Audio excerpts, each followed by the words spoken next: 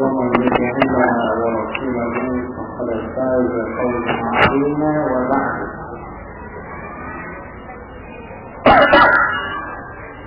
فإن أصدق الحديث كتاب الله وخير الهدي هدي محمد صلى الله عليه وسلم وشر الأمور محدثاتها وكل محدثة بدعة وكل بدعة ضلالة. Ikhwati dan akhwat fiddin rahimanillah wa iyyakum. Alhamdulillah, dalam pertemuan kedua ya pada hari ini, pada kelimpahan di sore hari yang mudah-mudahan dipenuhi oleh Allah dengan berkatnya ini, kembali kita diberikan kesempatan untuk setidaknya menebarkan amar ma'ruf nahi munkar, menebarkan at-tawassul bil haq dan tawassul bis sabr. Kita saling menasihati sesama kita agar tetap sabar dan bertahan dalam kebenaran itu mengerja kita sepanjang waktu. Satu persoalan yang mungkin juga perlu ditelaah, perlu dikaji, perlu dipelajari, dicermati, untuk kemudian dijadikan sebagai dasar pijakan bagi kaum muslimah secara khusus maupun bagi pihak-pihak yang hidup berinteraksi dengan kaum muslimah tersebut sebagai ayah mereka, suami mereka, sahabat mereka, anak mereka, atau siapapun ya yang hidup berdekatan dengan mereka. Yaitu persoalan yang terkait dengan aktivitas wanita muslimah. Yang ini kaitannya secara umum dengan segala bentuk kewajiban dan tugas sebagai muslimah, atau secara khusus yang tadi sudah disebutkan oleh panitia yang terkait dengan dunia kerja. Sebelum kita membahas persoalan ini, ada satu poin penting yang hendak kita serap bersama. Ini hal yang menjadi mungkin hal yang sangat diketahui oleh kita sekalian, tapi kita coba memperhatikan kembali karena ini sisi penting yang perlu diberikan perhatian. Dari sini kita berpijak dan melangkah kepada pembahasan insyaallah yang akan disampaikan. Bahwa wanita adalah merupakan anugerah Allah Subhanahu wa taala yang begitu besar, begitu hebat, begitu bernilai bagi wanita itu sendiri dan bagi orang yang hidup di sekeliling mereka. Sehingga Nabi Shallallahu Alaihi Wasallam menyebutkan, "Khairu mata'id dunya al-mar'atu salihah." Kenikmatan dunia yang paling hebat, yang terbaik adalah wanita saleh. Bahkan sebagian di antara ulama ahli tafsir menafsirkan firman Allah Subhanahu wa taala, "Rabbana atina fid dunya hasanah." Ya Allah, berikanlah kepada kami kebaikan di dunia. Bahwa yang dimaksudkan dengan kebaikan di dunia ini adalah mar'atun salihatun, wanita yang saleh. Nah, demikian karena Nabi menegaskan man tazawwaja imra'atan salihatan, ya berkaitan man razaqahu Allah imra'atan salihatan, barang siapa yang menikah atau mendapatkan anugerah seorang wanita yang salihah, faqad a'anahu Allah ala satrihi fi riwayatin ala rizqihi. Berarti Allah telah menolong dirinya yang menyempurnakan separuh agamanya. Falyattaqillah fi satril baqi. Hendaknya dia bertakwa kepada Allah pada separuh yang tersisa. Kalau separuh agama orang yang akan dipertahankan dia, yang akan menentukan kebahagiaan dia dunia akhirat, disempurnakan oleh seorang wanita salihah, bayangkanlah betapa berharganya seorang wanita salihah. Saya mengatakan besarnya anugerah wanita salihah itu bukan saja akan dirasakan oleh siapa saja yang hidup berinteraksi dengan mereka secara langsung maupun secara tidak langsung, juga oleh mereka sendiri. Wanita salihah adalah kebahagiaan bagi diri mereka sendiri. Wanita salihah adalah merupakan sumber kebahagiaan dunia akhirat bagi mereka. Ini satu penting yang harus kita perhatikan. Kemudian ada beberapa hadis yang menceritakan tentang bahayanya godaan wanita. Ini juga sering kita dengar. Seperti sabda Nabi yang menyebutkan, "La taraktu fitnatan ba'di abarra 'ala rijali min an-nisa." Tidak ada bentuk godaan yang lebih hebat yang ditinggalkan untuk kaum laki-laki daripada wanita. Tidak ada godaan yang lebih hebat bagi kaum laki-laki daripada wanita. Ittaqud dunya wattaqun nisa fa inna awwala fitnati bani Israil kanat an-nisa. Bertakwalah kepada Allah dan berhati-hatilah. Bertakwalah kepada Allah, ya. Dan berhati-hati menghadapi wanita. Karena Bani Israil itu pertama kali mendapatkan malapetaka dalam kehidupan mereka adalah karena wanita, karena soal wanita. Pembahasan ini untuk bisa dikembangkan dan diperluas. Bagaimana yang dijelaskan oleh para ulama ketika menjelaskan tentang kehidupan wanita-wanita salihah dan bahayanya wanita-wanita yang tidak salihah. Kami disebutkan di dalam sebuah hadis, ya, seorang wanita itu bagaimana? Akhbarat fi surati syaitan wa adbarat fi surati syaitan. Apa itu? Ya. Akhbarat menghadap. Menghadap itu seperti setan, ya, membelakang seperti setan. Artinya apa ya? Serem banget, ya. Ya. Kalau wanita itu godaan yang sangat hebat bagi kaum lelaki. Itu diibaratkan seperti setan itu. Dan setan itu kan makhluk penggoda. Secara bahasa namanya juga. Yang belakang, menghadap, sama saja dia menjadi godaan bagi kaum lelaki. Begitu hebatnya godaan tersebut. Sehingga Rasulullah SAW juga selalu mengantisipasi diri dengan melakukan amal saleh, ya, dengan melakukan hubungan intim secara halal dengan istri beliau demi menghadapi godaan-godaan wanita. Yang hendak kita bahas di sini persoalannya adalah ketika wanita adalah merupakan sebuah sosok, ya. Di satu sisi ketika dia menjadi salihah akan jadi anugerah paling hebat. Kalau dia tidak salihah, dia akan menjadi bencana paling hebat. Begitu, ya. Maka dengan sendirinya setiap wanita, ini bagi pribadi wanita yang sendiri, harus berusaha menekan segala bentuk unsur dalam dirinya yang bisa menjadi fitnah kegodaan bagi laki-laki. Kemudian mengembangkan segala bentuk potensi dalam dirinya yang mampu menjadi kebaikan anugerah bagi siapapun yang berinteraksi dengan itu. Bukan cuma hanya suami. Karena seorang wanita juga bisa menjadi seorang ibu.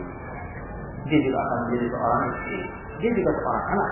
Dia juga seorang sahabat bagi teman wanita dan seterusnya. Ya.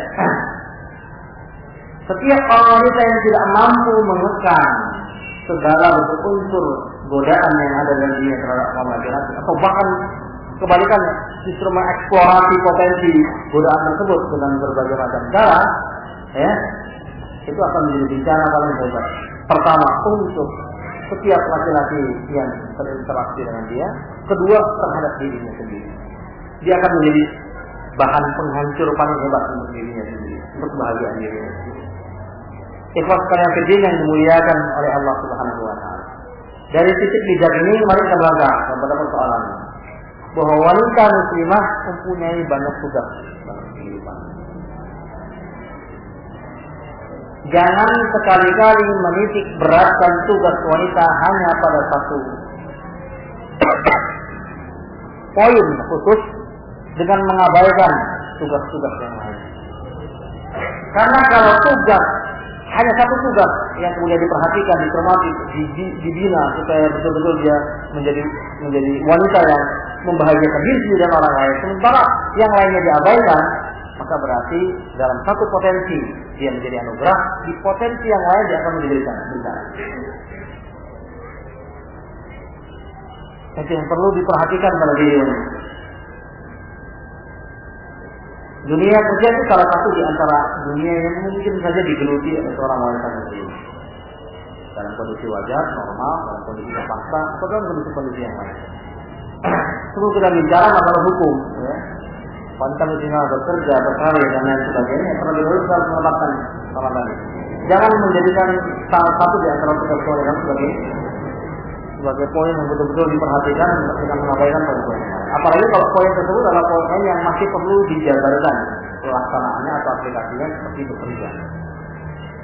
Semangat yang berlebih-lebihan mengangkat harkat wanita yang dilakukan sebagian orang justru mengubur wanita tersebut ke dalam penghinaan yang paling dalam. Kenapa? Karena si wanita hanya diberikan kesempatan untuk mengeksplorasi potensi dirinya dalam satu bidang saja dan mengabaikan segala bentuk potensi dirinya yang lain atau bahkan mengacak-acak seluruh potensi yang lain sehingga di satu titik dia menjadi anugerah tapi di titik yang lain dia jadi bencana. Sesungguh sangat tidak patut. Oleh sebab itu dalam salah satu risalah yang juga saya tulis dan sebentar lagi insyaallah akan diunjukkan ke pasaran. Risalah ini yang saya betul-betul fokuskan untuk membicarakan tentang penggalian potensi diri pada diri wanita-wanita muslimah. Ya, bahwa Islam itu mengajarkan ternyata berbagai macam syariat yang kalau diterapkan oleh wanita muslimah sungguh dia akan menjadi wanita paling bahagia di dunia. Jadi sebagian poin ini sudah saya bahas di buku saya juga ya. Aku wanita paling bahagia. Tapi kemudian saya khususkan di sini pembahasannya untuk menjabarkan ternyata banyak sekali kerja-kerja wanita muslimah yang mungkin tanpa disadari itu merupakan sebuah potensi hebat. Ya. Ikhlas kalian yang dimuliakan oleh Allah Subhanahu Wa Taala. Yang pertama perlu dilihat di sini bahwa wanita muslimah itu dalam segala bentuk kedudukannya dia bisa menjadi anugerah, dia bisa menjadi bencana. Seperti saya sebutkan. Sekarang kita salah satu persatu. Wanita muslimah ini di dalam keluarga. Di dalam keluarga seorang wanita muslimah itu bisa berfungsi banyak ya. Ya, dia bisa menjadi seorang ibu dari anak-anak. Dia bisa menjadi seorang istri. Kita bahas dari sisi yang pertama tadi ya. Misalnya kedudukan wanita, posisi wanita sebagai seorang ibu. Ya, disadari atau tidak disadari kita mengakui tentang betapa hebatnya pengaruh seorang ibu dalam kehidupan kita. Kita boleh bangga kita telah menjadi seorang yang dikenal, kita telah mampu melakukan pekerjaan-pekerjaan besar, tapi sukses dalam berbagai hal. Kami yakinlah ya bahwa kita dilahirkan dan dididik oleh seorang ibu. Itu ditangani dan dididik oleh orang lain. Ibulah yang telah membentuk berbagai macam wacana dalam kehidupan kita, menanamkan berbagai wacana. Mungkin sebagian di antaranya kurang baik, tapi sebagian yang baik itu juga ternyata telah membentuk kita menjadi seperti sekarang ini. Ya, kita bayangkan kalau ibu kita jauh lebih baik dari yang sekarang, apa jadinya kita? Ya, dengan segala kebersahajaan, keminiman ilmu yang dimiliki ibu-ibu kita bisa menjadi seperti sekarang. Maka di dalam sebuah ayat Arab disebutkan al-ummu madrasatun idza a'dadat man tayyibal arab. Jadi ibu itu ibarat sekolah ya. Al-ummu madrasatun idza a'dadat kalau dipersiapkan secara baik si ibu ini maka akan melahirkan generasi yang tayyibal arab, yang bagus, yang cemerlang. Ada seorang wanita muslimah ya, ketika dia berperan sebagai seorang ibu, kalau dia menjalankan fungsinya sebagai seorang ibu yang bertakwa kepada Allah Subhanahu Wa Taala dan bertakwa dalam mendidik anak-anaknya, niscaya dia akan menjadi potensi besar yang akan melahirkan orang-orang yang mampu mengerjakan banyak hal yang itu tidak pernah bisa dibayangkan oleh si ibu sendiri. Hanya masalah kecil saja, ya.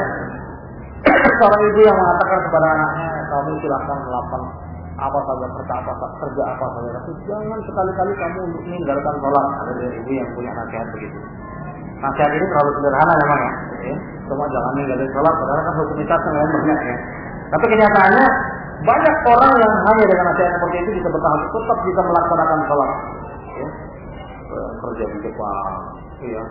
Setiap hari dibawa ke sana kemari, tempat-tempat yang kurang bagus untuk transaksi bisnis sebagainya. Tapi sholat tidak pernah ditinggalkan. Sehingga akhirnya timbul dalam dirinya pemberontakan. Dia tidak mungkin bisa bertahan dengan tetap sholat kalau dia bekerja di tempat-tempat seperti itu. Jadi hanya sebuah media sholat saja yang dulu diperintahkan seorang ibu mampu membentuk sebuah sebuah energi yang mampu mengubah seseorang dari buruk menjadi baik, akan mempertahankan kebaikan seseorang atau menjadi benteng agar tidak terpengaruh oleh hal-hal yang tidak baik. Kita sering dengar ya, kalau orang ngomong, dulu ibu saya sering bilang begini, ya, dulu ibu saya, kata-kata ibu ternyata begitu menjadi mengeramat sekali dalam pola pikir orang. Nah, ini kan juga ketika seorang muslimah bertugas sebagai seorang istri. Kita tadi sudah sebutkan betapa pengaruh seorang istri di dunia juga. Betapa banyak orang yang penguasa yang jatuh hanya karena wanita. Betapa banyak orang yang terpacu untuk menjadi baik dan bagus juga karena wanita. Berapa banyak orang-orang laki yang soleh yang terjerembab ke dunia nisa hanya karena wanita. Tadinya maunya di duit halal-halal aja, gampang-gampang, sederhana. Tapi tuntutan itu terlalu berlebihan, ya. Minta ini, minta itu. Ya. Suami tidak lagi mampu berpikir positif, ya. Wah, kalau gini terus, kapan saya bisa memenuhi permintaan kita? Jika banyak seorang suami yang terpaksa menjadi penjilat, terpaksa menjadi koruptor, terpaksa menjadi pencuri, ternyata gara-gara di antara yang terbesar adalah tuntutan seorang istri. Karena dalam Islam seorang istri punya tempat yang tidak kecil. Jangan menilai seorang wanita dari betapa besar beratnya tugas yang dipikul seorang wanita. Lihatlah dalam berhijab, dalam menutup aurat wanita lebih ketat dari laki-laki. Dalam banyak larangan wanita itu lebih banyak dilarang daripada laki-laki. Tapi kita lihatlah bahwa setiap harta terbentang yang bisa dieksplorasi dari sebuah kebahagiaan, sumber kebahagiaan dunia akhirat, tentu harus dipertahankan, dibina sebaik-baik. Itulah wanita. Kalau tidak dia akan menjadi bencana. Ya. Dalam banyak kali disebutkan ya, di antara apa istilahnya loyang atau emasnya seorang wanita bisa diketahui ketika dia masih belum menikah, tapi sebagian hanya diketahui setelah dia menikah. Gitu ya. Kan salah satu tanda kan wanita salihah kan yang disebutkan dalam hadis ini. Di antaranya yang terangkum itu dalam beberapa poin dalam satu hadis ya. Idza nazara ilaiha sarrathu. Kalau dipandang dia selalu menyenangkan suami. Idza amaraha ata'athu. Kalau diperintahkan dia nurut ya. Wa idza tarakaha, kalau ditinggalkan akibatku nafsiha wa mal. Nafsiha wa mal. Kalau ditinggal dia bisa menjaga diri sendiri dan menjaga harta suami. Ini tanda-tanda wanita salihah baru yang baru diketahui setelah dia menikah. Jadi ketika kita memilih seorang untuk menjadi istri kita saja, ya, ternyata tidak semua bentuk tanda kesalehan bisa kita lihat orang kita sendiri belum menikah sama dia. Bagaimana kita bisa tahu dia akan menyenangkan kita? Bisa selalu tahu kita terus.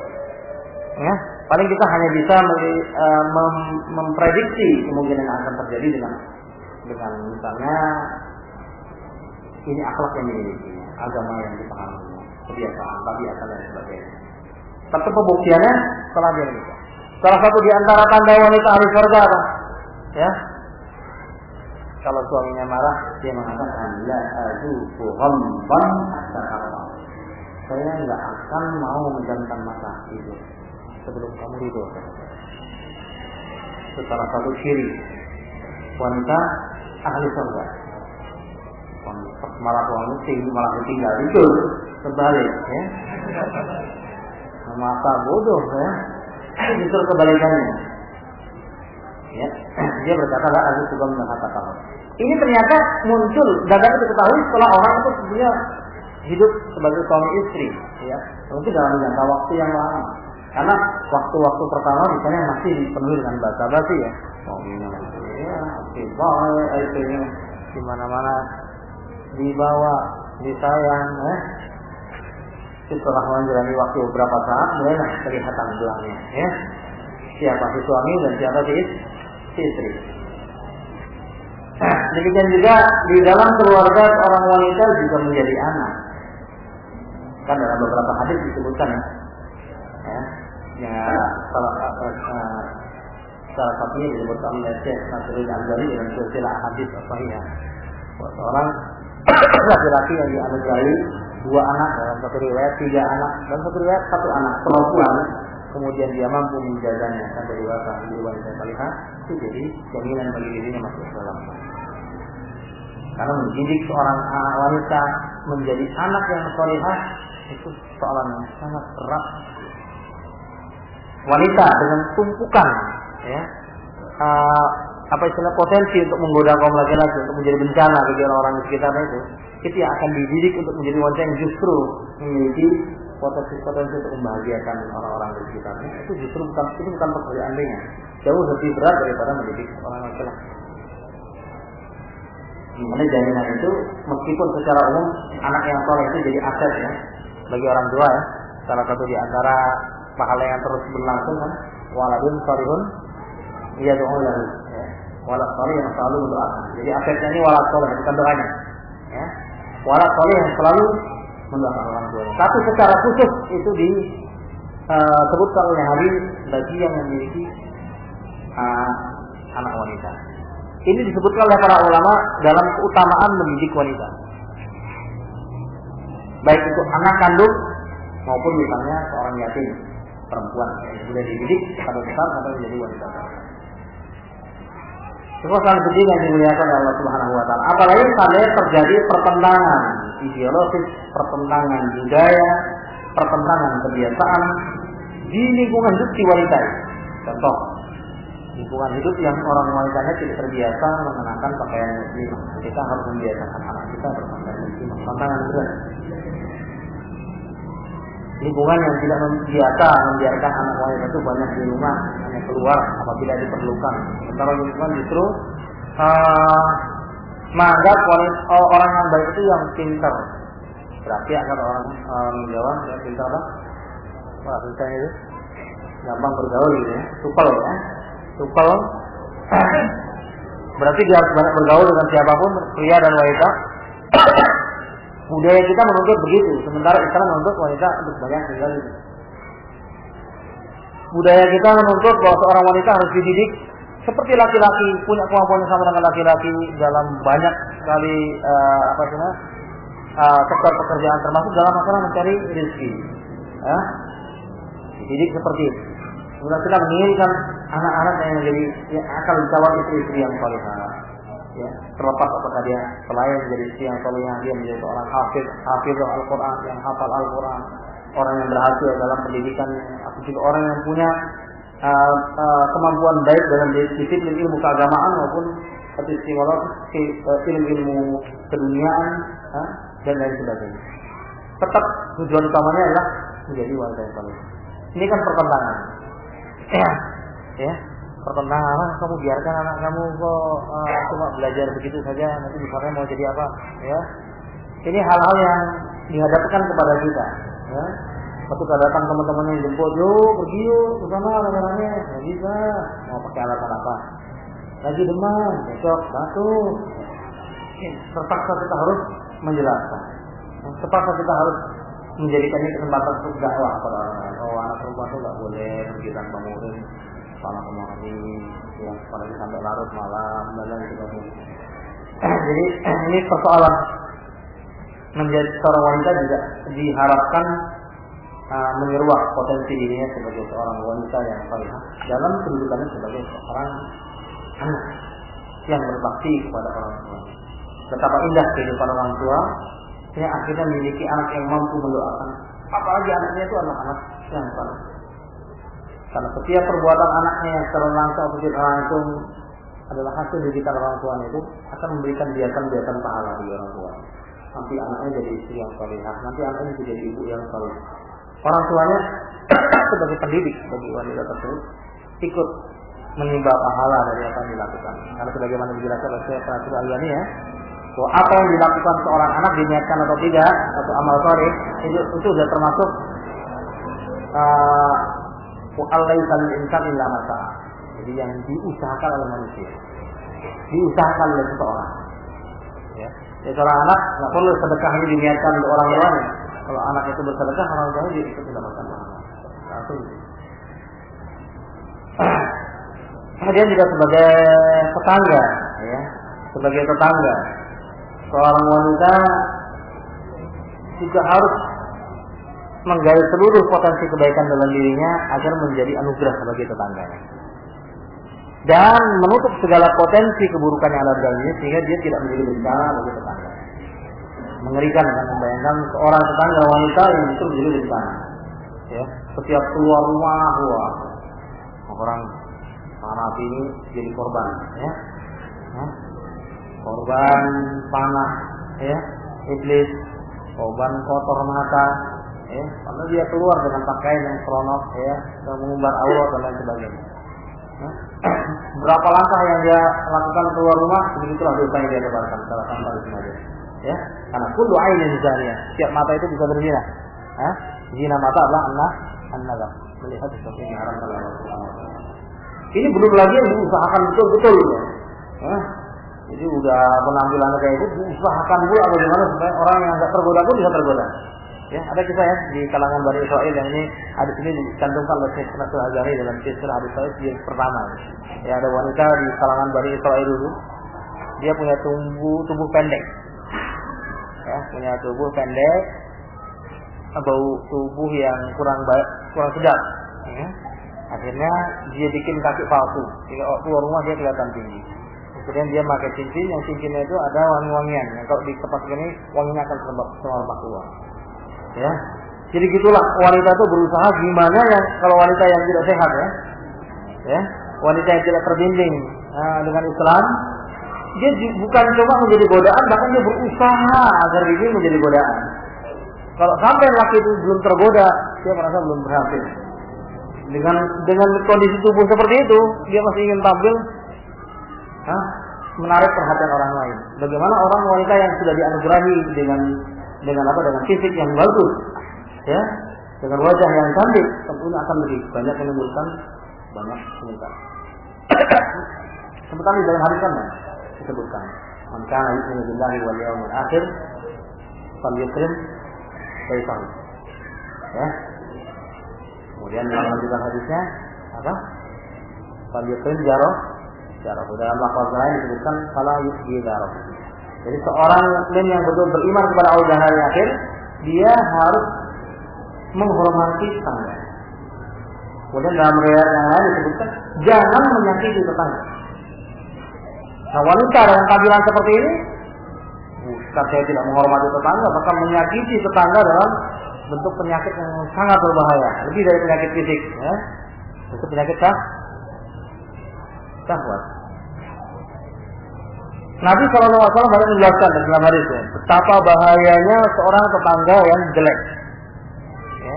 Seorang tetangga yang buruk perilakunya, bukan jelek mukanya, ya, tapi jelek dan buruk perilaku dan akhlak. Ya, itu disebutkan secara langsung maupun tidak langsung, ya. Betapa bahayanya seorang tetangga, ya, yang dia memiliki akhlak yang tidak baik yang menyebabkan tetangganya berbuat dosa gara-gara dia. Nabi pernah berkata, ya, yang berbunyi salah satu potongan dari hadis tersebut, ya, la ay yasrifa ahadukum min asrati buyutin khairun lahu min ay yasrifa min baiti jari. La ay yazni ahadukum bi asri niswatin khairun lahu min an yazniya bi hamilati jari. Seorang yang mencuri di rumah-rumah terpisah-pisah, 10 rumah terpisah-pisah, mencuri dari 10 rumah terpisah-pisah, itu lebih bagus. Artinya lebih bagus ini masih mending lah, ya, dibandingkan orang yang mencuri dari rumah tetangganya sendiri. Ini bukan berarti wah kalau gitu saya nyolong di luar kampungnya lah, nggak apa-apa, ya.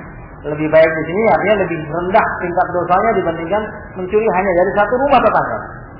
Kemudian orang yang berzina dengan 10 wanita dari berbagai tempat itu masih lebih ringan dosanya dibandingkan dengan orang yang berzina dengan istri tetangganya sendiri. Jadi tetangga itu apabila dia berbuat dosa seperti tadi, seorang itu apabila berbuat dosa terhadap tetangganya atau dengan tetangganya, itu hukumnya lebih berat daripada dia berbuat dengan orang lain. Nah, seorang wanita yang salihah akan bisa membebaskan dirinya dari bentuk godaan yang seperti ini. Dia tidak akan menjadi sumber dosa bagi tetangganya sendiri. Dan begitu. Kalau dia seorang istri ya dia jaga diri. Ya. Kalau dia sebagai seorang anak ya dia juga jaga diri. Ya. Ikhlaskan sedih yang dimuliakan oleh Allah Subhanahu Wa Taala. Demikian juga ketika seorang wanita itu belajar menuntut ilmu, ya. Banyak riwayat yang menceritakan tentang betapa giginya para sahabat menuntut ilmu. Sahabat wanita juga menuntut ilmu. Di antaranya ada Aisyah radhiyallahu taala.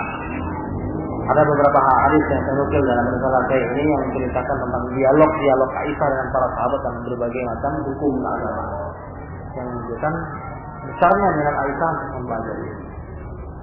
Jadi wanita-wanita muslimah sangat diharapkan hadir dalam majelis-majelis ini, memberikan sumbangsih, ya, untuk belajar, mempelajari ilmu dan disampaikan kepada minimal kepada anak-anaknya nanti. Ya.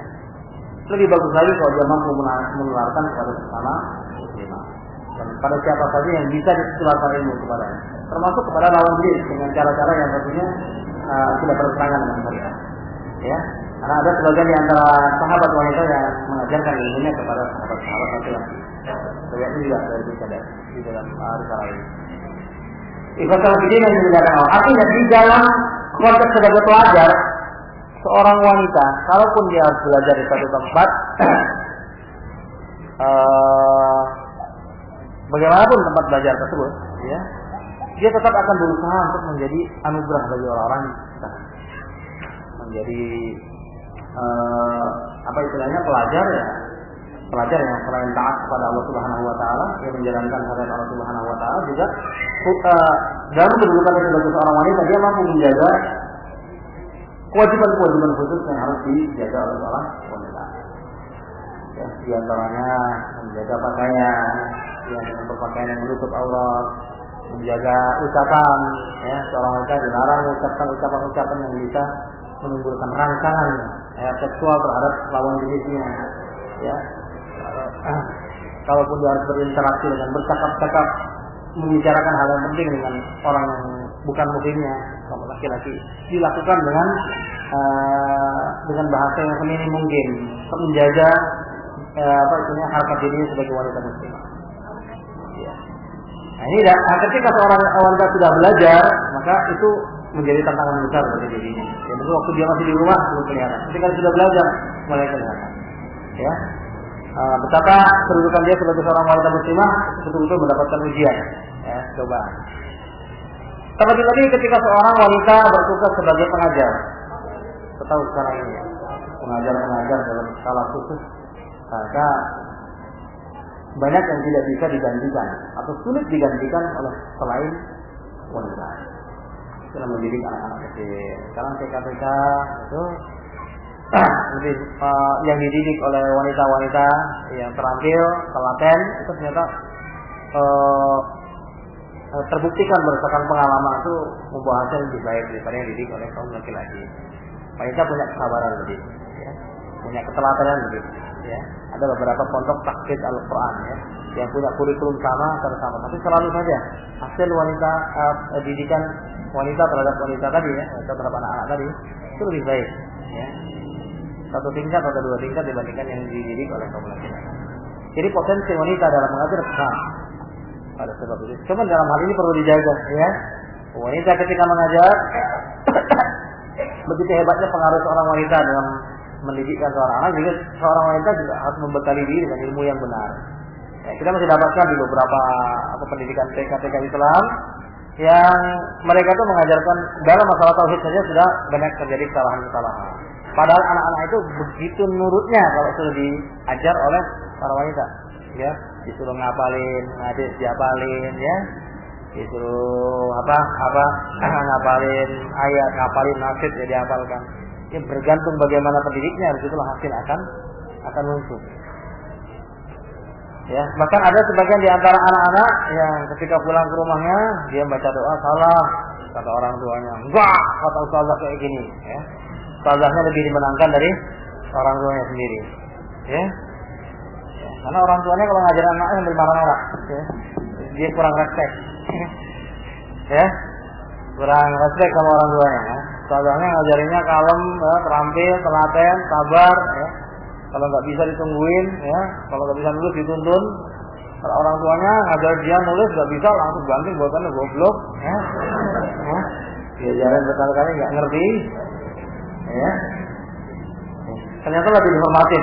Ini kenyataan loh, realitas yang kita lihat sekarang. Ada potensi ini jangan akhirnya dikotori dengan sikap dan gaya hidup yang akan dicontoh oleh anak-anak didik mereka. Pakaian seorang ustazah misalnya di dalam mengajar akan menjadi cerminan, ya, akhlak dia dan juga akan menjadi tauladan dari anak-anak didik. Ya, ini kan juga akhlak. Yang masalah begini yang dimuliakan oleh Allah Subhanahu Wa Taala. Nah, selain dalam dimensi tugas-tugas yang disebutkan di dalam Al-Quran dan hadis Nabi, ya, sebagai ibu, sebagai istri, sebagai anak, sebagai tetangga dan yang lain tadi, kaum wanita juga bisa saja terlibat dalam berbagai bentuk kegiatan, ya, yang itu akan akan membutuhkan sumbangsi dari seorang wanita, di mana seorang wanita juga pada saat melaksanakan tugas-tugas tersebut harus tetap terikat dengan ajaran syariat. Ini betul-betul merupakan tantangan.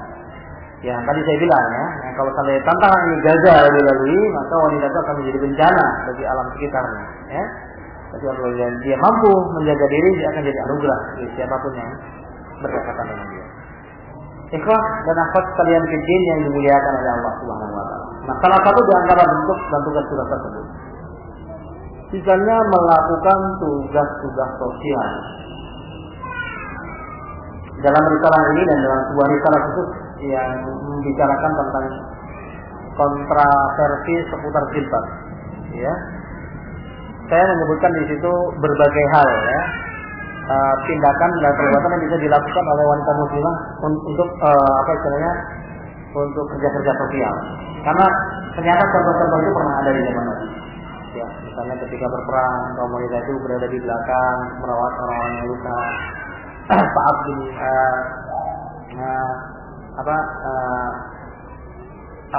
Sa'ad, ya. Dari kata Abu Malik, kata Abu Nabi Waqqas, ya. Ketika dia terluka juga pada saat itu dirawat, ya, dirawat oleh beberapa orang wanita sahabiah Nabi, ya.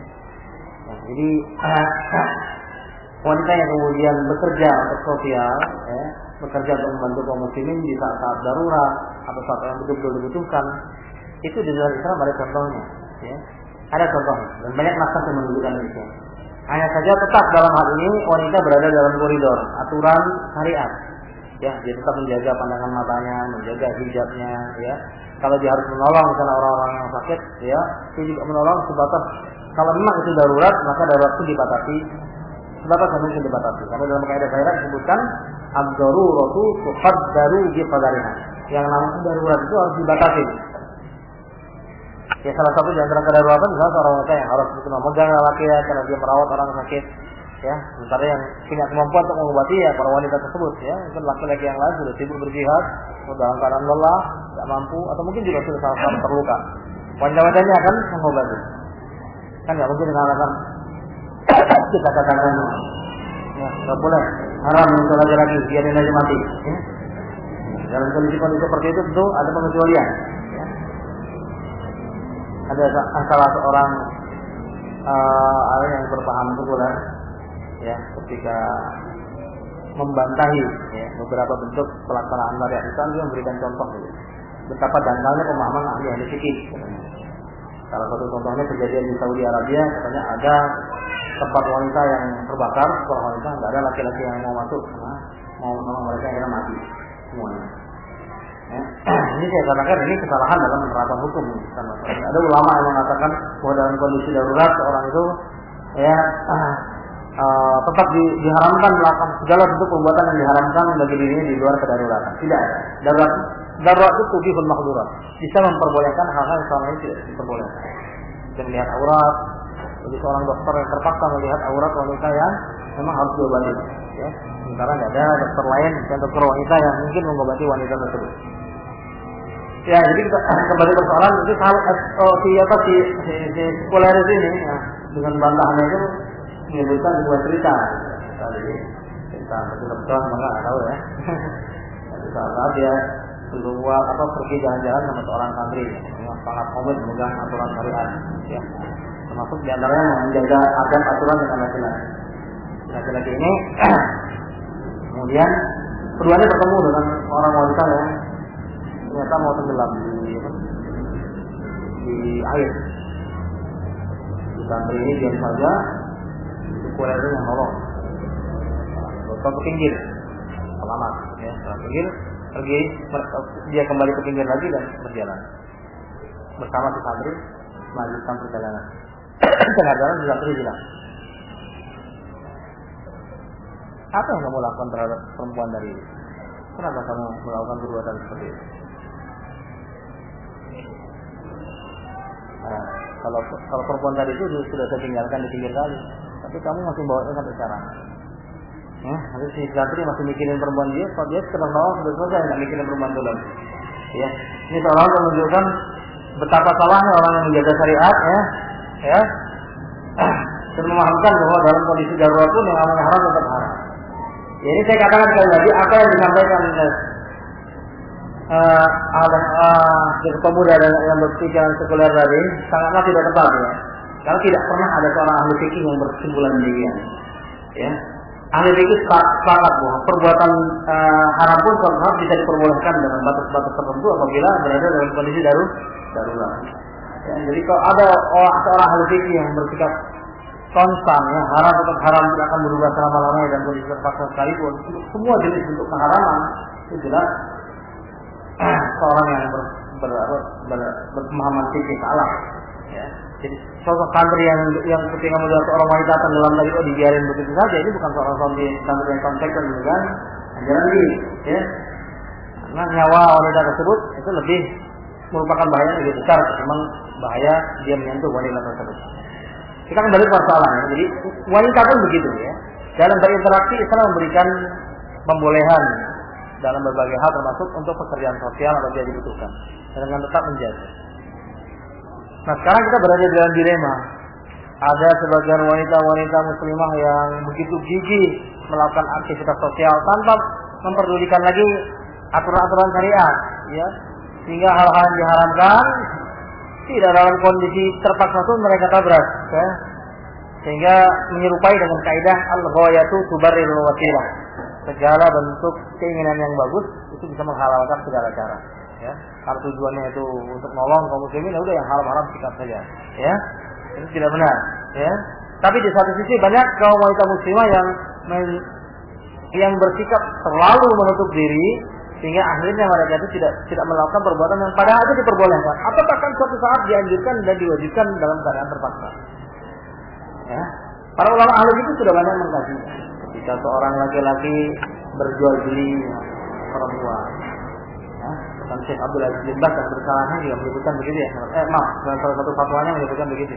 Kalau suatu saat seorang wanita itu berkeyakinan bahwa menutup wajah adalah termasuk wajib, ya, ini bagian daripada kewajiban. Kemudian dalam sebuah jual beli transaksi terjadi, jual beli yang harus dilaksanakan dan si pembeli mau mengenal si wanita tersebut, maka dia boleh membelikan. Sekedar fatwa tembak, ya. Jadi ini bukan sekedar fatwa ya, ternyata penunjukan dari pendapat banyak kalangan ahli fikih. Ya, karena dia mau mengenal wanita tersebut untuk sesuatu yang bisa dijadikan sebagai bukti, ya, sebagai bukti, ya. Sebagai bukti. Kalau memang itu diperlukan, tidak bisa diinikan, diperbolehkan saja. Ini pendapat diucapkan oleh seorang Abdul Aziz bin Baz yang dikenal sebagai ulama yang berpendapat bahwa mengenakan cadar bagi wanita muslimah adalah wajib. Ini bukan diucapkan oleh Syekh Al-Albani yang memang notabene mengatakan bahwa mengenakan cadar hukumnya adalah sunnah, bukan wajib. Nah, kita nggak berbicara soal sunnah wajib saja, ya, itu masalah kontroversi. Tapi yang saya katakan tadi, ternyata dalam batas-batas tertentu para ulama ahli fikih juga mentolerir adanya perubahan bentuk hukum, ya. Yang tadi itu diperbolehkan untuk sesuatu yang lebih vital daripada perbuatan tersebut. Ikhlaskan kecil yang dimuliakan oleh Allah Subhanahu wa taala. Nah, kaum wanita muslimah punya kesempatan yang banyak untuk melakukan hal-hal semacam itu. Ya. Nah, salah satu di antara tugas yang tadi sudah disampaikan dan merupakan pokok pembicaraan kita pada sore hari ini adalah bekerja untuk mencari rezeki. Saya menyebutkan dalam risalah ini salah satu contoh, Sayyidina Abdullah bin Zubair, yang dia menjadi seorang mungkin seperti seperti penanggung jawab keluarga gitu. Dia yang bekerja, dia yang menafkahi anak-anaknya karena suaminya tidak berkemampuan begitu pada saat itu. Jadi ada juga contoh di kalangan para sahabat yang ternyata sahabat wanita itu bekerja mencari rezeki. Ini maknanya seorang wanita boleh saja mencari rezeki dalam kondisi pertama, seorang suami mengizinkan istrinya untuk bekerja selama tidak keluar dari koridor syariat, meskipun si suami tidak berkekurangan. Yang kedua, saat suami memang kekurangan bekerja tapi belum mampu memenuhi kebutuhan, istri membantu suaminya untuk memenuhi kebutuhan. Ini dalam satu titik penting bahwa istri pada saat itu sedang membantu si suami, membantu si suami menjalankan kewajibannya sebagai penanggung jawab keluarga. Ini berarti ta'awun alal birri wat taqwa. Ini juga tetap dengan syarat agar wanita itu berada dalam koridor syariat, baik dalam menjaga kewajiban-kewajibannya sebagai wanita muslimah maupun menjaga pergaulannya dengan orang-orang di mana dia bekerja. Kemudian dalam kondisi suami nggak bisa bekerja sama sekali, mungkin suaminya tiba-tiba lumpuh gitu ya. Sementara mereka menjaga komitmen tetap tidak bercerai, mempertahankan keluarga, tapi suami sudah tidak mampu lagi bekerja, ataupun kalaupun bekerja mungkin akan sulit sekali. Istri pada kondisi demikian justru bisa menggantikan posisi suami. Satu di antara tugas yang tadi sudah disampaikan dan merupakan pokok pembicaraan kita pada sore hari ini adalah bekerja untuk mencari rezeki. Saya menyebutkan dalam risalah ini salah satu contoh, Sayyidina Abdullah bin Zubair, yang dia menjadi seorang mungkin seperti seperti penanggung jawab keluarga gitu. Dia yang bekerja, dia yang menafkahi anak-anaknya karena suaminya tidak berkemampuan begitu pada saat itu. Jadi ada juga contoh di kalangan para sahabat yang ternyata sahabat wanita itu bekerja mencari rezeki. Ini maknanya seorang wanita boleh saja mencari rezeki dalam kondisi pertama, seorang suami mengizinkan istrinya untuk bekerja selama tidak keluar dari koridor syariat, meskipun si suami tidak berkekurangan. Yang kedua, saat suami memang kekurangan bekerja tapi belum mampu memenuhi kebutuhan, istri membantu suaminya untuk memenuhi kebutuhan. Ini dalam satu titik penting bahwa istri pada saat itu sedang membantu si suami, membantu si suami menjalankan kewajibannya sebagai penanggung jawab keluarga. Ini berarti ta'awun alal birri wat taqwa. Ini juga tetap dengan syarat agar wanita itu berada dalam koridor syariat, baik dalam menjaga kewajiban-kewajibannya sebagai wanita muslimah maupun menjaga pergaulannya dengan orang-orang di mana dia bekerja. Kemudian dalam kondisi suami nggak bisa bekerja sama sekali, mungkin suaminya tiba-tiba lumpuh gitu ya. Sementara mereka menjaga komitmen tetap tidak bercerai, mempertahankan keluarga, tapi si suami sudah tidak mampu lagi bekerja, ataupun kalaupun bekerja mungkin akan sulit sekali. Istri pada kondisi demikian justru bisa menggantikan posisi suami. Satu di antara tugas yang tadi sudah disampaikan dan merupakan pokok pembicaraan kita pada sore hari ini adalah bekerja untuk mencari rezeki. Saya menyebutkan dalam risalah ini salah satu contoh, Sayyidina Abdullah bin Zubair, yang dia menjadi seorang mungkin seperti seperti penanggung jawab keluarga gitu. Dia yang bekerja, dia yang menafkahi anak-anaknya karena suaminya tidak berkemampuan begitu pada saat itu. Jadi ada juga contoh di kalangan para sahabat yang ternyata sahabat wanita itu bekerja mencari rezeki.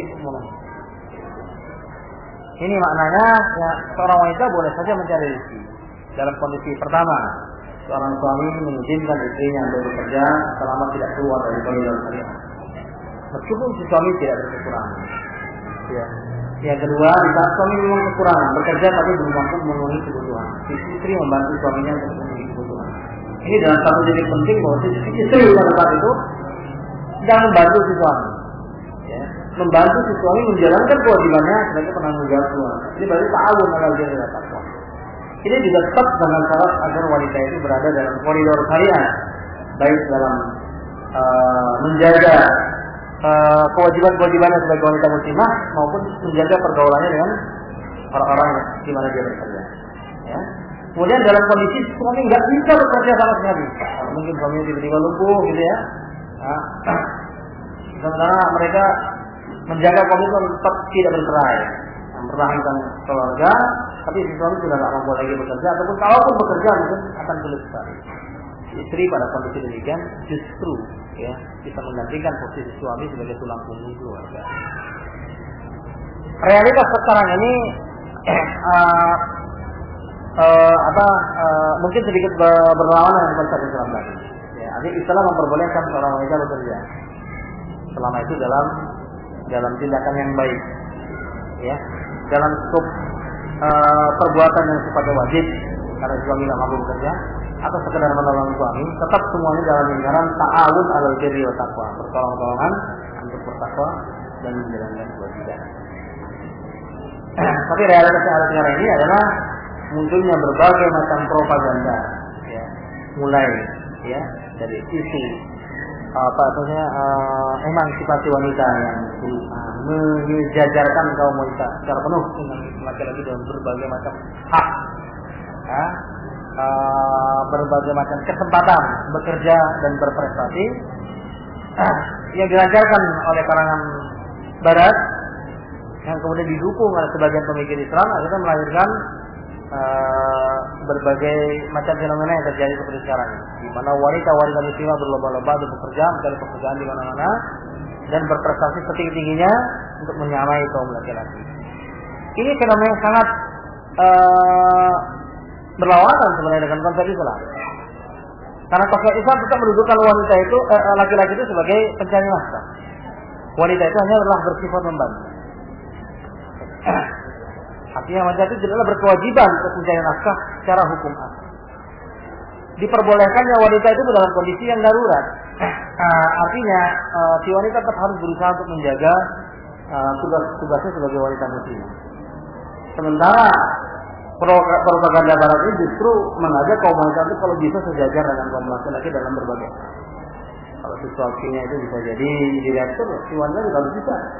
Ya. Bahkan emansipasi ini berkembang bukan hanya dalam soal karir di bidang bisnis saja, sampai merambati berbagai persoalan, termasuk olahraga. Ya. Kalau ada tinju laki-laki, kalau ada petinju wanita, ya. Gulat laki-laki, gulat wanita. Nah, semua jenis pekerjaan yang layak dilakukan laki-laki, bahkan yang haram, ya, yang udah haram bagi laki-laki pun, ya, perempuan ikut-ikutan bersumbang mengharamkan diri, ya. Melakukan perbuatan-perbuatan haram tersebut. Ini satu gejala yang sangat sangat dilematis, karena di dalamnya ada anak-anak kita, ya, ada saudari-saudari kita, calon-calon ibu dari anak-anak kita, dari generasi kita. Yang apabila mereka mengikuti gelombang propaganda yang seperti itu, bisa kita bayangkan apa yang akan terjadi bagi generasi Islam selanjutnya. Nah, dalam fenomena ini saya mencatat 2 titik penting. Yang pertama adalah tentang hukum wanita bekerja, batasan-batasan. Yang kedua tentang fenomena yang sudah saya sebutkan tadi, bahwa propaganda tersebut di luar masalah boleh atau tidaknya wanita bekerja, tapi telah menitik beratkan persoalan kepada salah satu di antara tugas wanita yang masih kontroversial. Sementara ini mengabaikan berbagai macam tugas-tugas wanita yang lain. Boleh saja orang mengatakan orang wanita berkarir bisa bekerja, tapi bisa juga mendidik anak.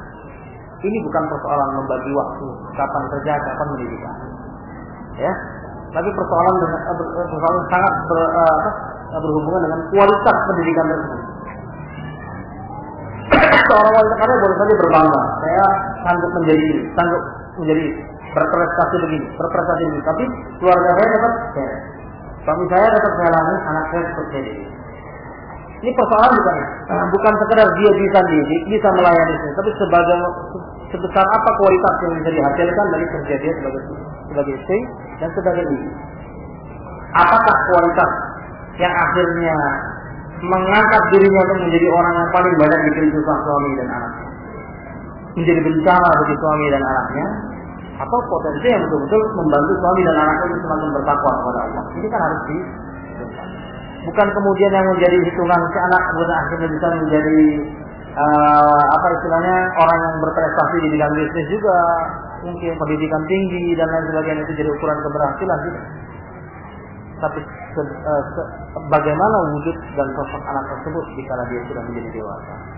Apakah kalau dia orang bisnismen bisa menjadi orang bisnismen yang bertakwa kepada Allah, ya, yang taat kepada orang tuanya, ya, yang memiliki akhlak yang luhur, yang memiliki tingkat kesolihan yang bisa dipertanggungjawabkan, atau sekedar orang-orang yang mencapai apa istilahnya keberhasilan di sisi duniawi saja, sementara di sisi akhirat tidak mendapatkan apa-apa.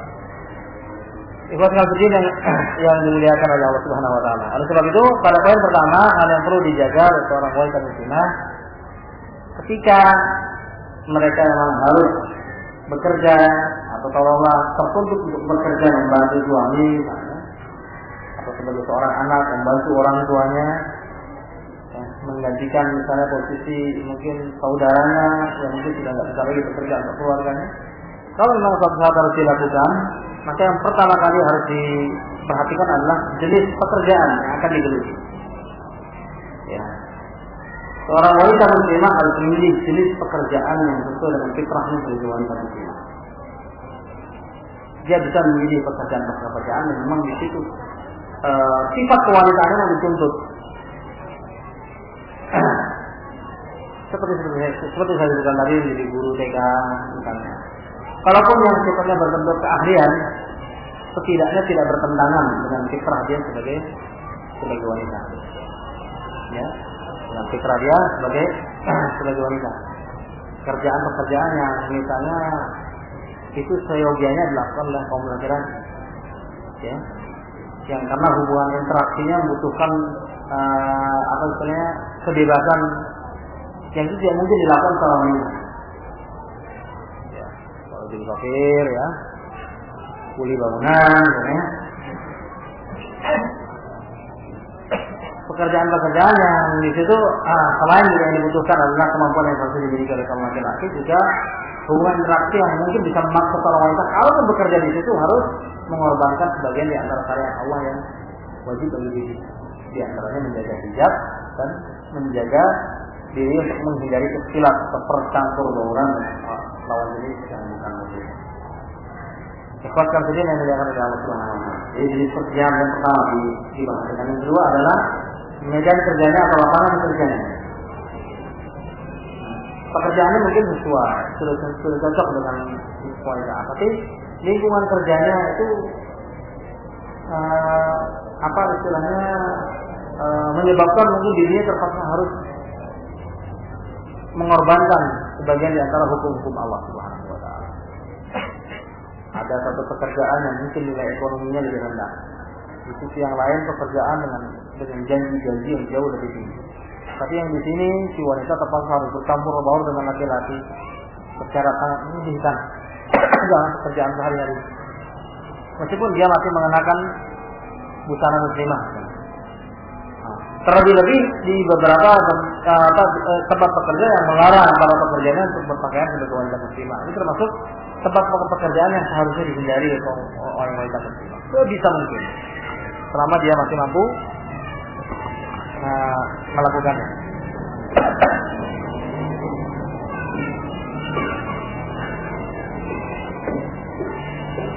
Yang salah satu hal yang perlu ditegaskan ya bagi wanita-wanita yang mungkin berkeinginan untuk bekerja, satu firman Allah Subhanahu wa taala, ya.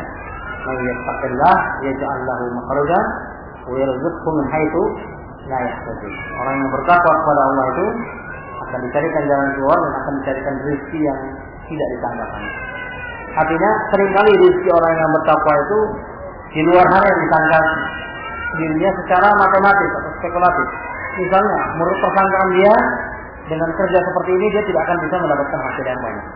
Tapi kalau dia bertakwa kepada Allah Subhanahu wa taala, justru pintu rezeki dibukakan di situ. Itu bagi orang yang bertakwa, bukan rezeki bagi orang-orang fasik, bukan rezeki bagi orang-orang kafir. Nah, jadi rezeki bagi orang-orang yang bertakwa itu secara matematis sering keluar dari jalur perhitungan dia. Wah, kalau saya kerja begini, ini nggak boleh, duit dapat dari mana?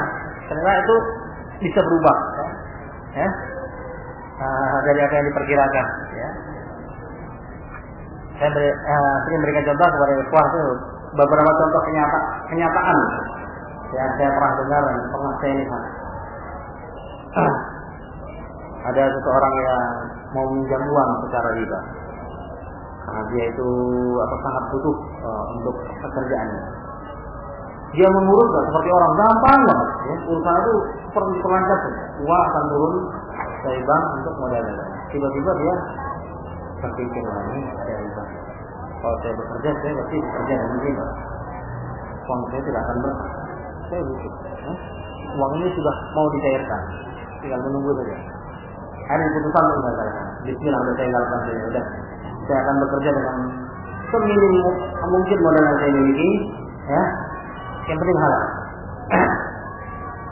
Gagal itu diterima, ya, karena dia tidak memutuskan proposalnya. Akhirnya beberapa hari kemudian datang orang orang Indonesia, keturunan Tionghoa, datang ke dia. Bapak biasa produksi ini bapak barang produksi bapak. Wah, saya tertarik sekali.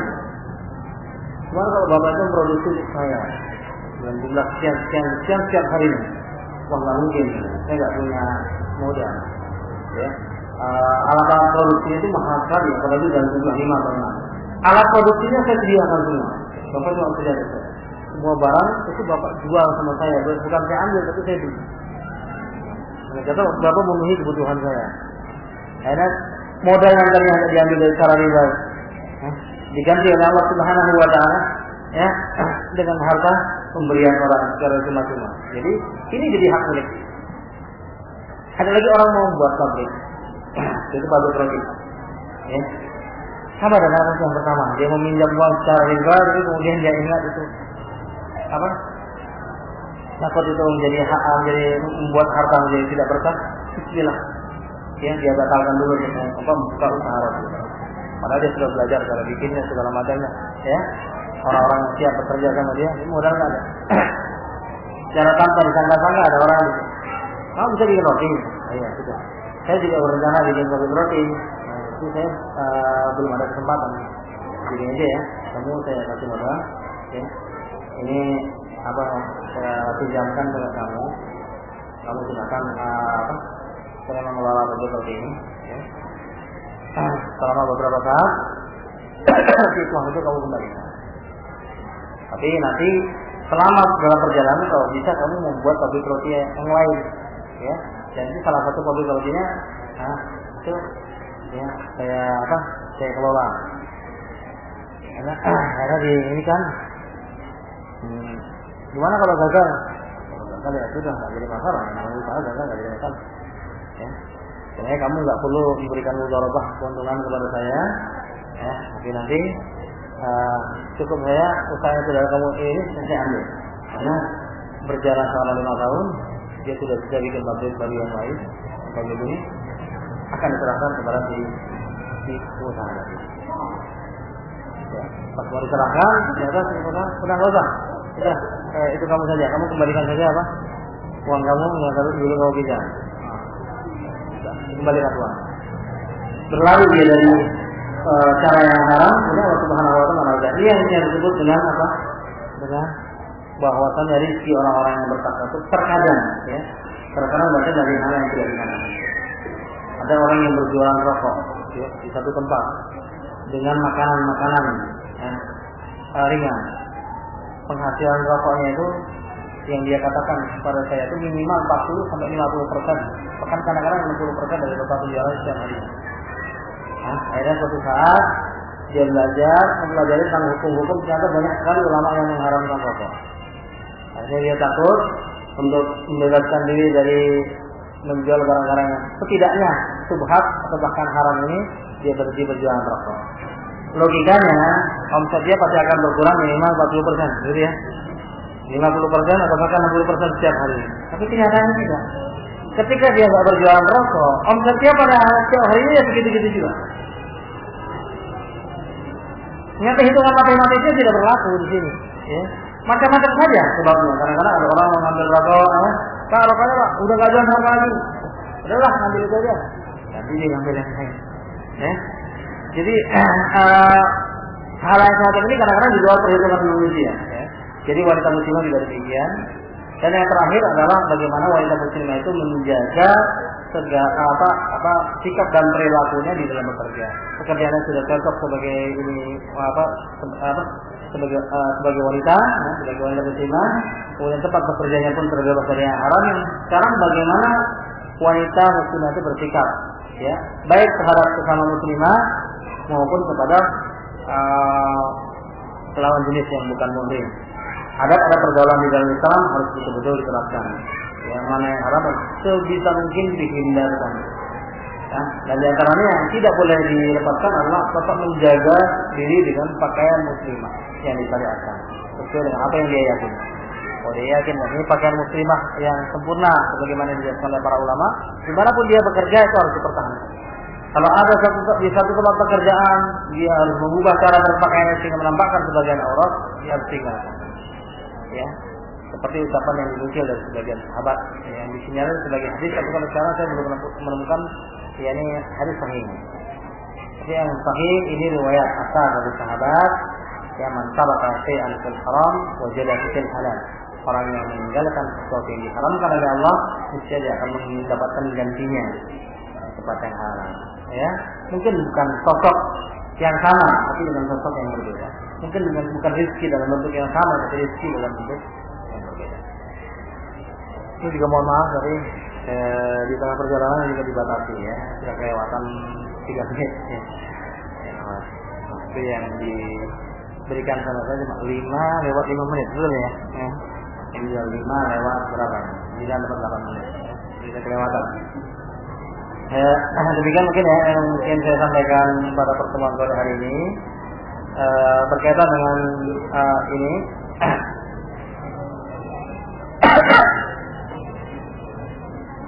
apa istilahnya hukum wanita muslimah untuk bekerja mencari rezeki. Ya, kami saya yang ini akan diterbitkan oleh Pusat Al-Qam beberapa tahun lagi insyaallah. Dulu juga saya pernah menerjemahkan ya buku yang isinya itu Nusrah Iman Tadi. Seperti cuma catatan ringan, ya hanya merupakan fatwa dari seorang ulama dengan beberapa tulisan ringan dari seorang wali itu. Ya, kita gabungkan jadi satu buku. Di situ juga sudah dibahas tentang fatwa ulama tentang hukum wanita yang bekerja di luar rumah. Kalau al-besar, ini sebagai catatan terakhir saja. Ya. Bahwasanya bekerja untuk mencari nafkah itu jangan selalu hanya ditafsirkan sebagai pegawai, sebagai karyawan atau bekerja di luar rumah. Ya, wanita muslimah juga sebenarnya punya banyak potensi untuk bisa apa istilahnya memaksimalkan ya segala yang dia miliki untuk diubah menjadi kendaraan investasi kalau istilahnya ya. Kendaraan investasi artinya diputar untuk menjadi apa? Menjadi menghasilkan keuntungan meskipun dia tidak harus keluar dari rumah. Jadi banyak sekali pekerjaan-pekerjaan yang bisa dilakukan di rumah. Bahkan banyak sekali wanita-wanita yang berhasil menjadi akhirnya menjadi pengusaha yang sukses dengan mengerjakan dengan melakukan pekerjaan-pekerjaan di rumah, ya, buat semacam home industry dan sejenisnya. Ya. Nah, hal ini yang mungkin juga perlu ditanamkan karena umumnya kebanyakan kita kalau sudah mendengar masalah kerja selalu bayangan itu ya jadi pegawai ya. Nah, sampai Indonesia pernah diklaim sebagai apa negeri pegawai ya. Nah, karena cita-cita kebanyakan ya negeri kulit ya kebanyakan dari penduduknya itu cita-citanya memang jadi pegawai saja. Ya. Selamanya selalu disuruh-suruh orang aja, perintah-perintah orang. Ya. Jadi itu saja yang saya sampaikan. Mudah-mudahan bermanfaat. Subhanallah wa bihamdihi asyhadu an la ilaha illa anta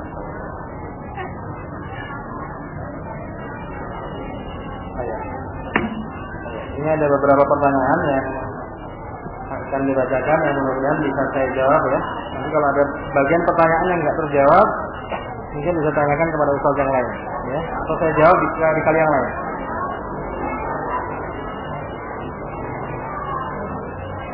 Orang yang haram dinikahi apakah muhrim atau mahram? Ini sebenarnya bahkan sebenarnya bukan muhrim, bukan mahram sebenarnya, tapi muhram. Wal muhramat minan nisa ya. Jadi muhram sebenarnya bahasa aslinya atau zu muhramin ya. wal muhramat minan nisa, bukan di dalam Al-Qur'an ya, surat An-Nisa itu orang-orang yang haram dinikahi. Ya. Jadi yang masalah ini adalah muhram. Muhram itu adalah yang haram dinikahi. Ya, tapi satu hal yang perlu diperhatikan di sini bahwa tidak setiap yang haram dinikahi itu berarti diperbolehkan untuk melihat sebagai dari aurat dia. Karena ada yang haram dinikahi, tapi dia bukan orang yang halal melihat sebagai di antara aurat. Ya. Salah satu di antaranya adalah ibar, ya. Saudara dari istri atau saudara dari suami haram dinikahi ya, selama masih menjadi suami atau istri dari adik atau kakak. Tapi dia bukan orang yang halal melihat sebagai di antara aurat. Demikian juga orang yang pernah dinikahi oleh bapak. Ya, bapak kita sudah dukul, dinikahi dan sudah dukul tidak boleh dinikahi oleh anaknya kemudian hari. Tapi bukan berarti mereka berdua boleh saling melihat sebagai di antara auratnya, seperti misalnya seorang adik terhadap kakaknya atau ibu terhadap anak, bapak terhadap anak dan lain-lain. Ya. Jadi yang benar muhram, jadi bukan muhrim, mahram, tapi muhram. Jadi kemudian mungkin dalam bahasa kita lebih lazim juga, karena secara bahasa karena dalam muhrim, ya, jadi muhram.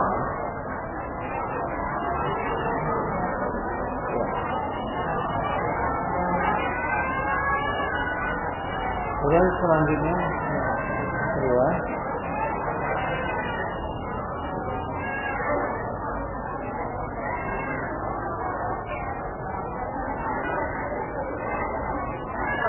apakah tidak diperbolehkan ikhtilaf dalam dunia kerja, hanya berlaku bagi akhwat saja? Ini pertanyaan serius bagus ini. Tadi kita sibuk bicarakan wanita muslimah, lupa ya. Apa istilahnya memperluas hukumnya. Kalau ikhtilaf itu sebenarnya diharamkan bagi wanita muslimah maupun bagi muslim. Ya, bercampur baurnya wanita dan laki-laki setempat dan batas yang dijelaskan oleh para ulama dalam kitab-kitab fikih yang disebut dengan ikhtilaf itu berlaku haramnya bagi laki-laki dan wanita. Tadi juga saya sebutkan bahwa wanita itu bukan sekedar diharamkan saja, ya, tapi karena wanita itu punya potensi menjadi godaan bagi kaum laki-laki seperti disebutkan di dalam hadis, sehingga lebih ditekankan lagi, ya, ditekankan lagi larangan dari wanita ketimbang kepada laki-laki. Jadi kalau apa sama saja tentunya wanita yang beristilah dengan laki-laki, laki-lakinya wanitanya sama-sama berbeda. Tapi si wanita lebih dilarang lagi. Ya. Karena dia yang menjadi sumber dari bahkan dalam sebagian misalnya tafsir menyebutkan bahwa dalam Al-Qur'an kan al-zaniyah itu al-zaniyah. Ya, jadi dahulukan zaniyah. Ya, karena banyak wanita yang berpotensi lebih dahulu menggoda laki-laki menjadi ayah berzina. Namun juga tidak sedikit laki-laki yang menjadi pemicu pertamanya. Sementara as-sarif keluar sarif itu disebut sarif laki-laki dulu, baru sarif. Terus jangan disebutkan wanita. Jadi sebagian ayat tafsir yang mengatakan salah satu di antaranya karena wanita yang berpotensi lebih besar mengundang, ya, laki-laki berbuat di laki-laki yang melihat wanita kemudian wanita dia berlaku dan hanya berzina dengan wanita itu lebih besar kesempatan yang terjadi ketimbang laki-laki perempuan yang melihat laki-laki kemudian berlaku dan kemudian berzina. Meskipun kedua-duanya mungkin, ya. Kalau sudah itu istilah tetap haram bagi keduanya, cuma bagi wanita lebih ditekankan. Allah. Nah selanjutnya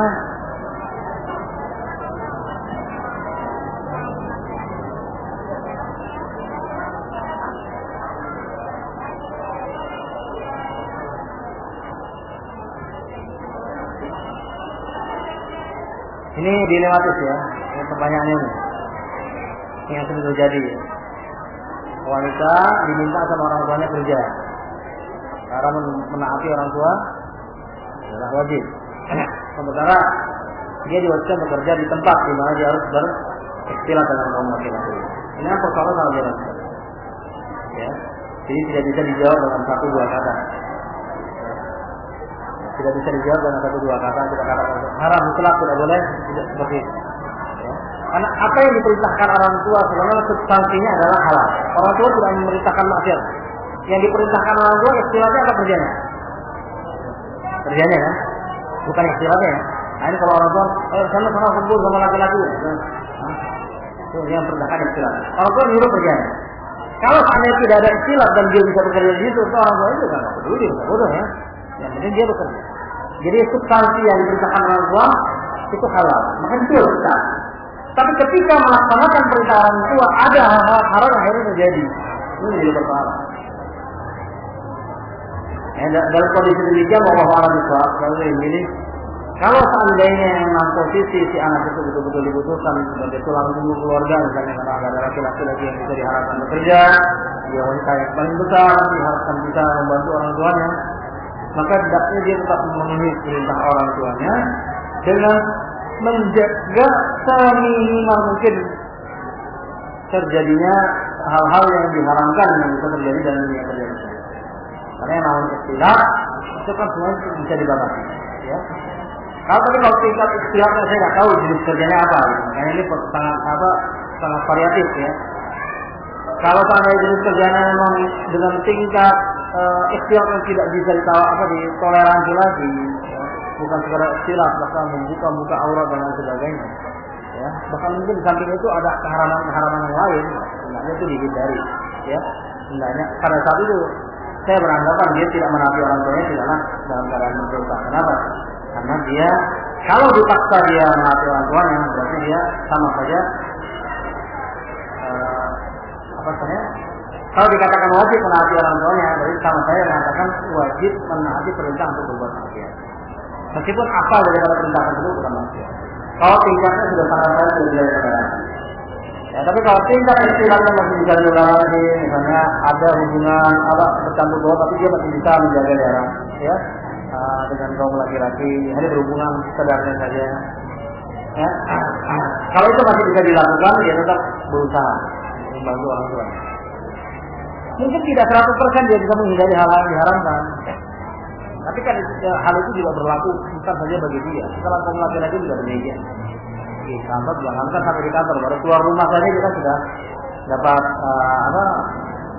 kajian-kajian maksiat gratis ya, dari tetangga, dari mana-mana. Itu hal-hal yang mungkin tidak bisa kita hindari 100%. Dan posisinya saya pikir mirip dengan posisi cuma di sana. Allah. Ya. Selanjutnya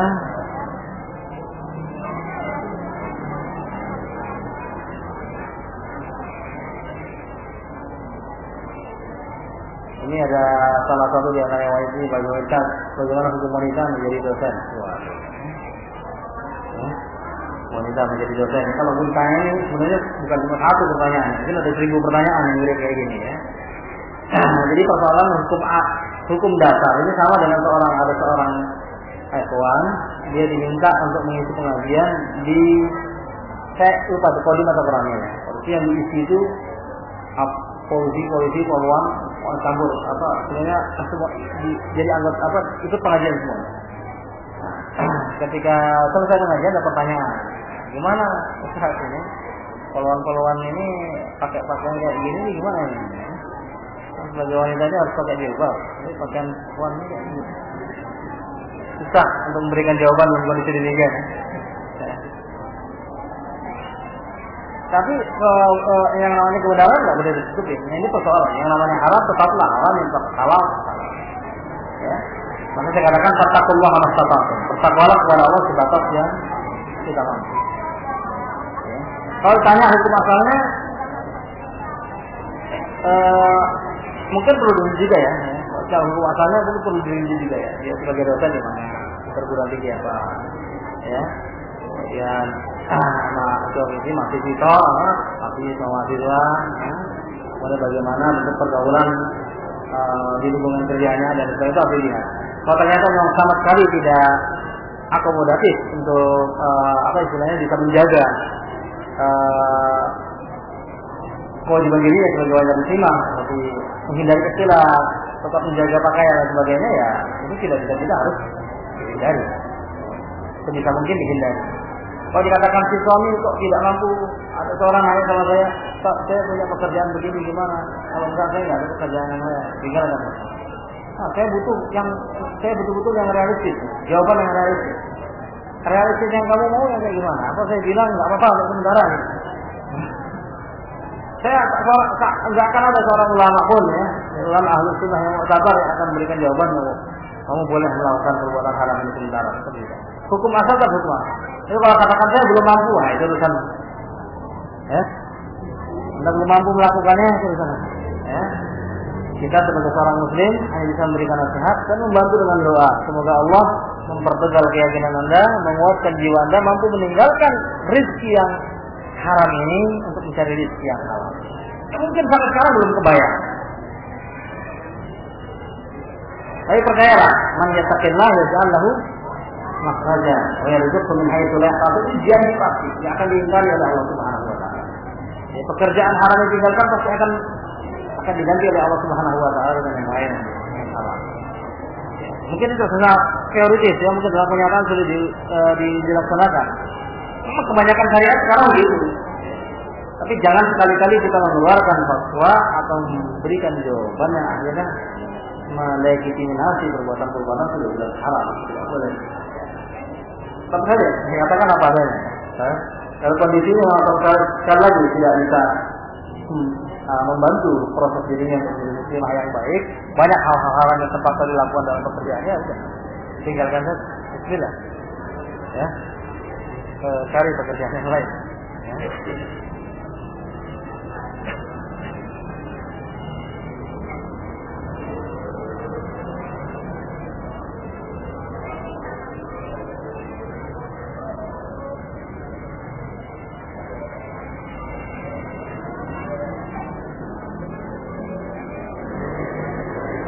Ini ada pertanyaan, seorang istri yang bagaimana kalau seorang istri itu meridhoi suaminya untuk tidak memberikan nafkah kepadanya dengan alasan si suami masih belajar di pondok pesantren atau di lembaga pendidikan. Jadi istri meridhoi, ya dasarnya syarat nafkah halal mar'ah ad-dukhulu. Seorang lelaki yang sudah menikah wanita dan sudah bercampur dengan wanita tersebut itu sudah wajib nafkah.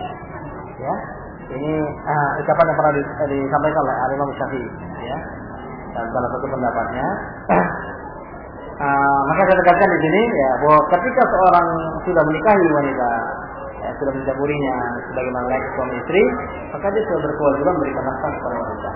Tapi kalau kemudian si wanita mengatakan sementara kamu tidak usah memberikan nafkah kepada saya, kamu belajar saya, itu artinya si wanita merelakan apa yang sudah menjadi haknya. Itu nggak ada masalah. Ya, sama dengan si Saudah yang merelakan haknya untuk diambil oleh Aisyah. Ya. Tapi kalau si suami yang memberikan syarat, ya pokoknya saya nikahi kamu, tapi saya nggak mau nafkahi kamu dulu. Itu lain. Itu suami yang meninggalkan kewajiban. Lalu suami istrinya ya mau apa lagi lah kalau kayak gitu. Nah, ini terpaksa namanya. Ini suaminya yang minta kalau kayak gitu. Bentuknya ya jelas tidak diperbolehkan. Ya. Kalau itu memang si wanita sendiri yang merelakannya, dapat suaminya mau perlu belajar, perlu banyak sana. Sementara dia masih bisa ngedeng sama orang tuanya, orang tua juga meridhoi, merestui kalau suaminya belajar lagi. Tidak jadi masalah. Ini soal hak saja, ya. Soal hak yang istri merelakan akhirnya untuk sementara juga ditinggal. Tidak jadi masalah. Allah. Itu sama juga dengan mahar. Kalau wanita yang kemudian minta mahar, kasih oleh suaminya, maharnya dikasih suami. Ya, boleh saja kan, dalam Al-Quran kan gitu ya. Hari nafkah bagus, tapi jangan suaminya yang bilang, dia sudah akad, kembalikan sama saya ya. Kalau kayak gitu nggak bisa, nggak sah itu sebagai mahar. Tapi kalau secara rela hati ini memberikannya itu nggak jadi masalah.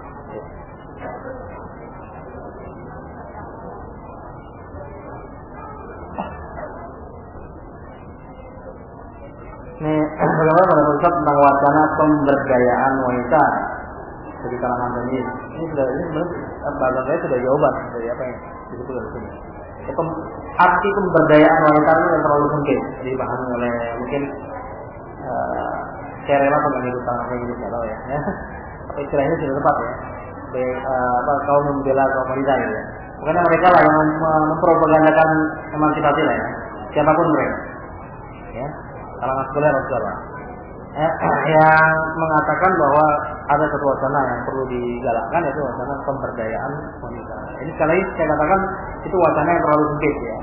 Makna pemberdayaan di situ itu hanya mengacu kepada nilai-nilai material saja.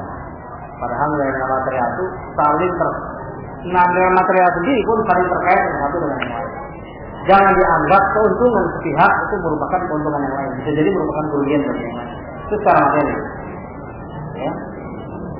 Nah, beberapa pekerjaan yang seharusnya digeluti oleh kaum laki-laki, dengan itu mereka bisa memenuhi kebutuhan istri. Kemudian ada seorang wanita yang dengan modal di luar modal kapasitas keterampilan dan skill dia mampu menghasilkan uang lebih banyak, menempati posisi tersebut. Nah, itu jangan dianggap sebagai sebuah kemajuan. Si wanita memang beruntung karena dia mendapat kelebihan materi. Seperti laki-laki tadi yang berkewajiban untuk menafkahi istrinya, jadi kehilangan pekerjaan. Wanita yang tidak wajib menafkahi dia dapat uang, tapi si laki-laki wajib menafkahi malah kehilangan sebagian dari istrinya. Ini bukan keuntungan. Ini sama saja dengan bicara keuntungan, misalnya menjual minuman keras. Kalau itu pabrik minuman keras, rokok semuanya ditutup, akan banyak pengangguran. Itu jangan dihitung jadi tingkat-tingkat kerugian material juga bisa dilihat dari sudut pandang yang berbeda, ya. Misalnya dari penggunaan rokok itu sendiri sebagai media yang sudah sangat berbahaya, ya. Kalau sampai itu digunakan pertama jauh lebih bermanfaat, akan jauh lebih menguntungkan, ya. Akan jauh lebih menguntungkan. Baik tidak untuk kehidupan akhirat, ya, maupun untuk kehidupan dunia. Jadi tinjauan itu jangan sepihak. Jadi pemberdayaan wanita hanya dari sisi mengeksplorasi kemampuan wanita untuk menciptakan untuk menciptakan prestasi tinggi di karir duniaan, menghasilkan uang sebanyak-banyaknya, itu terlalu sempit. Karena tugas wanita terlalu banyak. Apabila perhatian ditujukan kepada yang satu, mengabaikan kepada yang lain, saya katakan tadi, satu sisi mungkin jadi anugerah, itu belum tentu, ya. Di sisi yang lain sudah jelas menjadi bencana. Ya, berapa banyak berkembang muncul anak-anak yang akhirnya menjadi tidak terdidik dengan baik, anak yang akhirnya mengfigurkan para pembantunya, babysitternya ketimbang orang tuanya, bebas, semakin menjamurnya wanita-wanita yang ingin hidup sebagai wanita karir. Jadi ini jangan diinikan, ya.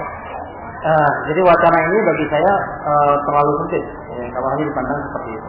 Sedangkan wacana pemberdayaan wanita yang harus dilakukan itu jauh lebih luas dari, ya. Dan saya bisa menjamin bahwa dari kehidupan dunia pun akan lebih hebat, ya, akan lebih banyak menghasilkan. Karena wanita itu bisa menghasilkan nilai-nilai materi dari tugas-tugas yang lain yang dilakukan perempuan, itu berarti dia tidak mengkat apa yang menjadi hak bagi kaum laki-laki. Laki-laki bisa menggali potensi dirinya secara lebih baik lagi untuk bisa menghasilkan materi secara lebih baik. Itu masing-masing berada dalam posisinya. Kalau posisi laki-laki yang direbut, ya, laki-laki menjadi tidak memiliki apa yang harus dimiliki, si wanita memiliki sebagian yang mungkin bisa dimiliki dengan menghancurkan berbagai tugas-tugas yang lain. Sekarang materi apa yang bisa diharapkan? Keuntungan materi apa yang bisa diharapkan dari wacana seperti ini? Ya. Allah. Ya. Jadi untuk sementara saya cukupkan di sini saja, ya. Saya mohon maaf. Seperti tadi juga, ya, mungkin bagian besar pertanyaan belum bisa saya jawab, ya. Dan mungkin nanti bisa ditanyakan kepada ustaz-ustaz yang lain. Ya, untuk sementara saya cukupkan saja di sini, ya. Ya, semoga apa yang disampaikan dalam pertemuan pada siang dan sore hari ini bisa bermanfaat bagi kita, menambah ilmu kita dan bekal kita untuk mempertebal ketakwaan kita kepada Allah Subhanahu wa taala.